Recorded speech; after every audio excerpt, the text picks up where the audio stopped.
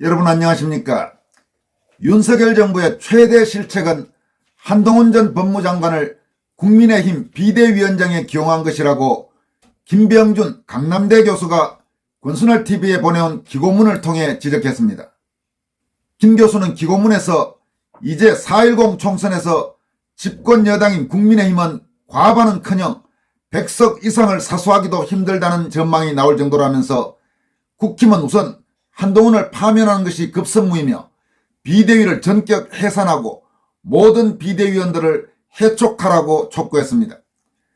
이와 함께 국힘은 당력을 부정선거 타파에 집중하고 민경욱, 도태우 등에 대한 사죄 성명을 공개적으로 발표함과 동시에 그들이 원할 경우 늦었지만 전략공천을 하라면서 이와 함께 윤 대통령은 의대 정원 2,000명 정원을 무조건 접고 정원 확대는 건보 재정 및 민영화 추진 상황을 검토하여 병행적으로 검토할 사항임을 천명하라라고 강조했습니다.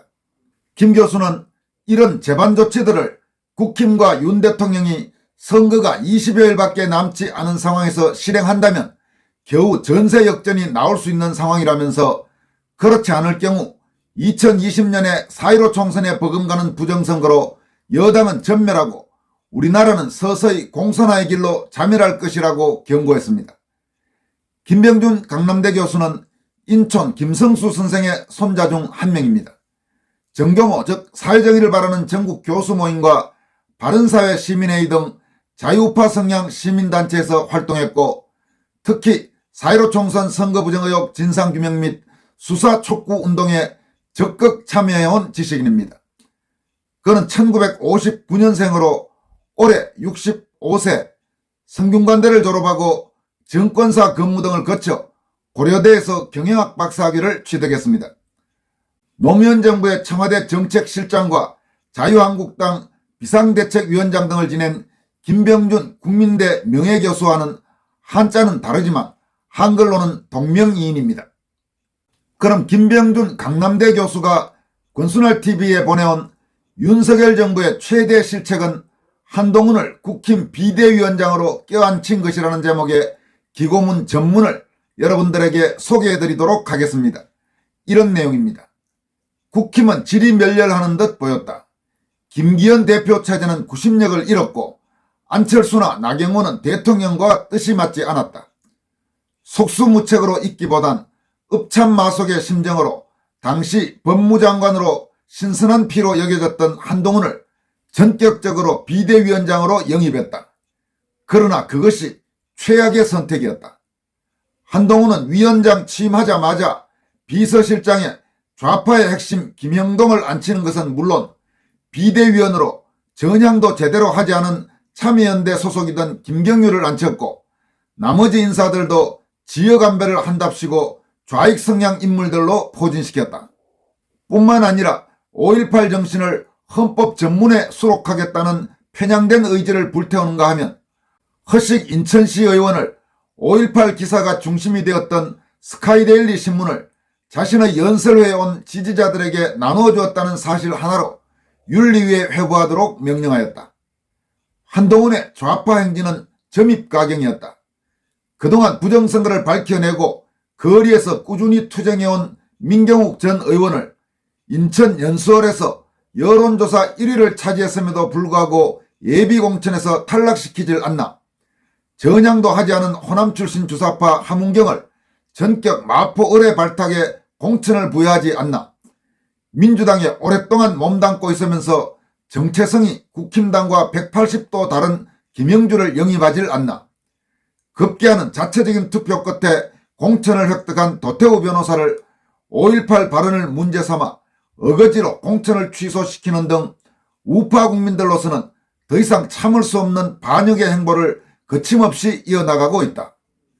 뿐만 아니라 윤 대통령은 박민수, 김윤 등 의료사회주의를 주장하는 자들에 둘러싸여 일반 여론조사만을 믿고 파격적 의대 정원 확대 2,000명 안을 밀어붙임으로써 처음에는 의료계의 반발로 무마되는 듯 보였던 의정 파탄 사태가 장기화할 조짐이 역력하였다.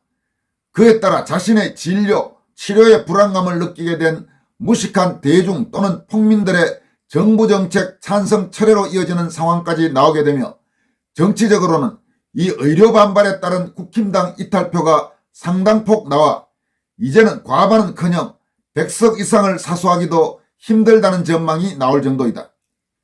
이제 선거가 코앞으로 다가왔다. 이제 와서 뭘 어쩌겠는가 말이다. 그럼에도 불구하고 과거의 잘못된 행보들을 전심을 다해 충분히 사려 깊게 분석해 본다면 충분히 마지막 남은 불꽃의 행진도 불가능하지만은 않을 것이다. 우선 한동훈을 파면하는 것이 급선무이다. 비대위를 전격 해산하고 모든 비대위원들을 해촉하라. 그리고 안철수보다는 그래도 윤통을 이해할 수 있는 나경원을 대타로 앉혀라. 참고로 여러분 지금 김병준 교수가 나경원을 비대위원장 대타로 앉혀라 이렇게 이야기했는데 이번 도태우 변호사 쫓아내는 과정에서 안철수는 물론이고 나경원도 역시 가담을 한 걸로 그렇게 알려지고 있습니다. 그래서 최근 우파 성향 국민들 사이에 나경원, 안철수 이런 정치인들에 대한 반발도 거센 상태입니다. 그렇기 때문에 비대위원장을 나경원을 앉히는 것이 얼마나 설득력이 있을지는 약간의 퀘스천이 있다는 점을 제 개인 생각으로 말씀드립니다. 둘째는 당력을 부정선거 타파에 집중하라.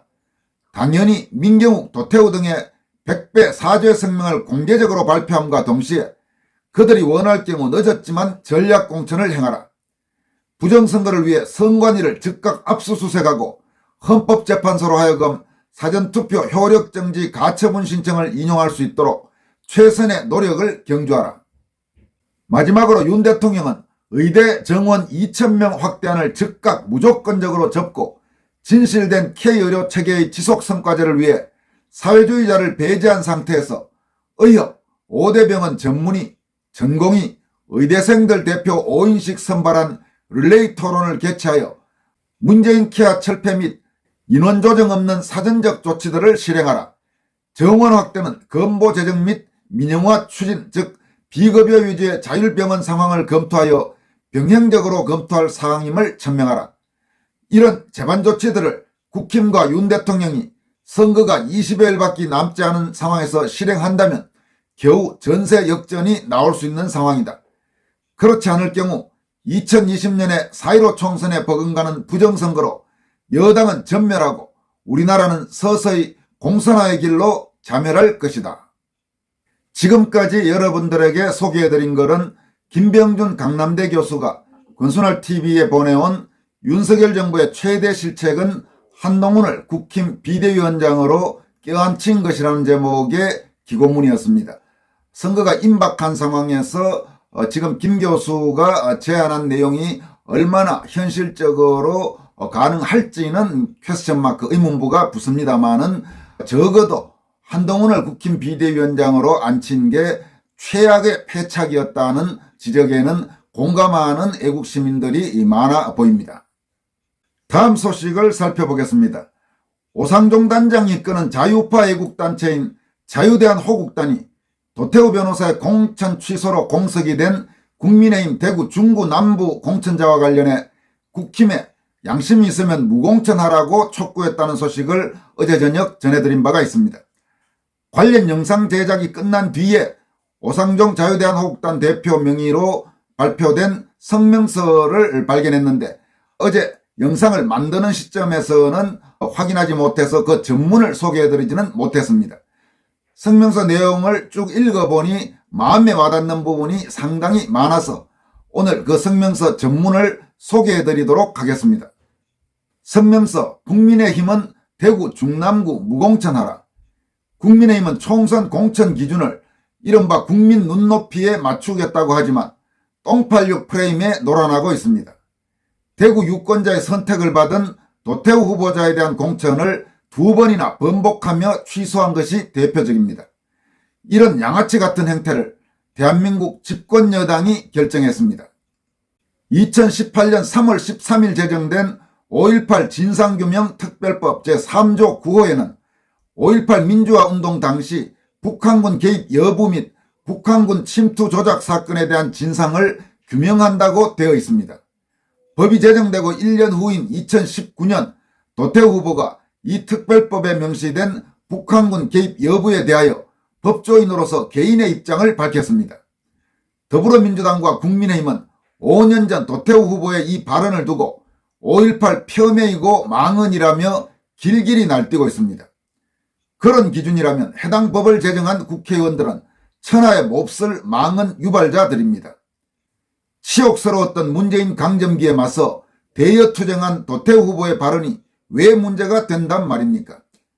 오히려 문재인 정권과 싸우지 않았던 국민의힘 국회의원들은 자신의 보신에만 급급한 것 외에 국민을 위해 무엇을 했습니까? 당시 도태우 후보자가 국가 공무원이었습니까? 그는 법조인으로서 끈질기고 묵묵하게 좌파와 싸워왔고 우리와 같은 평범한 국민일 뿐입니다. 이제 자유우파 시민들은 그 누구보다 열심히 싸워온 도태우 후보를 지킬 것입니다. 도태우 후보보다 국익과 국민을 위해 더 처절하고 치열하게 문재인 정권에 맞서 싸운 후보가 있다면 대구 중남구에 출마하십시오. 국민의힘이 똥팔육 프레임에 갇혀 오로지 국익과 국민만을 위해 투쟁한 도태우 후보의 공천 취소와 관련하여 많은 국민들이 분노하고 있습니다. 만약 국민의힘이 대구 중남구에 다른 후보를 공천한다면 전국적 국민저항에 부딪히게 될 것임을 엄중히 경고합니다. 2024년 3월 16일 자유호국단 대표 오상종. 지금까지 오상종 자유대한호국단 대표의 국민의힘은 대구 중남구 무공천하라라는 제목의 성명서였습니다. 도태우 후보가 국민의힘 공천이 철회됨에 따라서 국힘을 탈당해서 무소속으로 선거에 출마하겠다고 어제 오후에 밝혔습니다마는 그 이후에 지금 도태우 후보를 격려하는 그런 움직임이 엄청나게 확산되고 있습니다. 또 도태우 후보의 정치자금 후원 계좌에도 많은 후원이 몰리고 있는데 어쩌면 조만간에 후원금이 한도에 찰 것 같습니다. 참고로 저도 어젯밤에 비록 큰 돈은 아닙니다만은 도태우 후보에 대한 격려의 마음을 담아서 후원금을 보냈습니다.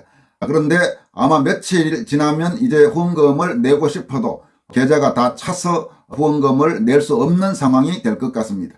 그만큼 지금 전국 각지에서 도태우 후보, 도태우 변호사를 성원하는 애국 시민들이 엄청나게 많다는 점을 우리가 지금 똑똑히 보고 있습니다. 국민의힘 지금 저 도도한 흐름, 도도한 물결을 당신들은 보고 있습니까? 여기까지 하겠습니다. 고맙습니다.